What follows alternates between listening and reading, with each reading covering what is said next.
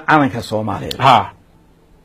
taxalka asadku ma soo bixin waa gartay marayado nin ها laakiin waxa ay ma dhiman calanku una dhimay eeg dawladii jirtay ayaa dagaal qaaday waxay dagaal ku qaaday dad badan oo mucaarad aha SNM SSDF USC isxaan ma aanay sameyn oo dawladanteeda fiirsanaysay ahayd waxaana ka tirsanaa cid kasta niman reer Soomaaliland niman reer koonfureed dawladdu ay wada ahayd dadka way wada leysay way wada dhibaatayday arinta maxaad ka leedahay calankii naasiga ma la bedelay hadda kii revolution ma ku dhigay liidan kii buraajiiska waa la bedelay calanka keena fadqalo dambi lagu galo waa la bedelay waa gartay laakiin halkaas iska soo sameysay anaga naga xishooneen waa gartay ka u tagaama waa dambiile marka anagu Soomaaliya shacbiga ee dhibaato lama qabno oo jecel waa u ducaynaa waa jir quraan isku nahay laakiin iyagu inaan noolaano ma ogola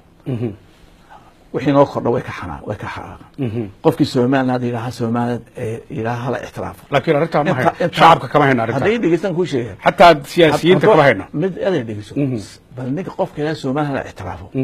inta email ku dhaqaaqda ee loo diro ee lagu caayaya the only thing ay ku yihiin dadkaas ku heshiisayeen waa colaadda iyo xasimada Soomaaliland okay dawladda waxaan arintaas dhamaanaysaa maalintan anagu kursiga imaado وهاجا دولة هذا اللي نبري وهاي دولة إمك الصومالي هذا اللي نبري وهاي ها دولة إمك الصومالي لان كشرت ودولة دل كذا يدت كذا ودنيسة لما تيجي غير صومالي لان أي برلمان كصومالي كجرا غير صومالي لان أي أقل كيسر ما أنت مضحكة أنت ما حد كتير سادو إذا كان واحد سمعني يدفع له إذا كان أيوة ديني كإنه جودنا لها هي يا أوكي هاي في المدى كذا جاي هي كونا فيلم تكون نقول لكن تام هنا أنا قولاره كونا فيلم تكون نقول دونانو ها تام هنا فود كينا ما كأنت وليس إنسان يقول حبك مجنيه كي نفته كأجا بفود كسين دونانو لكن ورق وحيجي صار دونا ولا يدخل عليك هين لكن ورق يعني من سن إن الصوماليين هين كسوتشيدا لما أنا إنكر كرا وهذا ورق بدل صاحبات كرده والله يا لكن واحد وجهته إن ده الشخص جيسي وهاجا واحد كورن تحرير كالصوماليين يدرس الحمد لله رب العالمين اسمع عمر قلنا صاحب بام هاي هذا ولا خاطمه ولا هذا ليس مكو قادن هذا مكو قادن هنا تن ليلا يتوبينا اذا ما نفتن هو هيسا ماشي قولان ادوكا جيت ويجيga ayaa weeyay boqolkiiba 60 dadka halka soo tagaya fudushiniga si xamarna rasiil fiiriyaan doonay dhulka soo shaqal ilaahay ismeen u qoonin wali bila maalintii la yiri gabar xamar ka imanaysa yaa imanaysa macfur meel jabaadii xisbiyadii waan u daawashanay waxba hayo gaaban baxnay marka waxa weey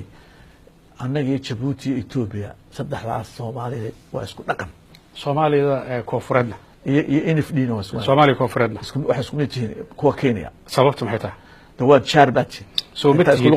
matahid meeshii aad wax ku baratay canshuurta dadweynaha adoo 18 jira jaamacad aad ka baxday injineer aad noqotay مشروع دمايا باي بروجكت aad ka ahayd libaaxa arinta miyaad inkaraysaa waxaan ku yeelay in lacagta dakhli Soomaaliya soo gali ama inkaraysaa horta lacagta soo gali jirtay dalbari ka soo gali jirtay waa gartay 10 milyan baa ka soo gali jiray muuska waa gartay jirteen waa gartay inta kale xoolaha inaga soo gali jirtay waa gartay waxna waxay adduunka magaca Soomaaliya nagu siin jiray xoolaha leedahay aw injineernimada aw wax qaybteeda ma ku soo koray Soomaaliland ma qaybteeda dawladda ay dirtay dhaqaalaheedu waxaan ku yiri Soomaaliland buu ka iman jiray xoolaha haye 10 milyan baa idinku ka geen jirtay oo muuska aha waa gartay tii hadana 50 milyan wax laga keenay xoolaha oo balbal ka dooli jiray idinka wada daal idin raacay maalintan isku darsanay 2 milyan pounds ma noo yaalay bank idinku zero ba hayde ma dhici kartaa adigoo Faysal Ali Waraaba oo iminka xisbiga u cid oo mucaarada oo gudoomiye inaad Soomaaliya oo dhan ra'iisul wasaare ka noqoto madaxweyne ma dhici karto waxaan hawaaris ma dhici karto taas waa hawaar waa Soomaaliya hal waay ilaahay ma keenay subxaanahu wa ta'ala ma keenay waa gartay halka ku jira waa hagaag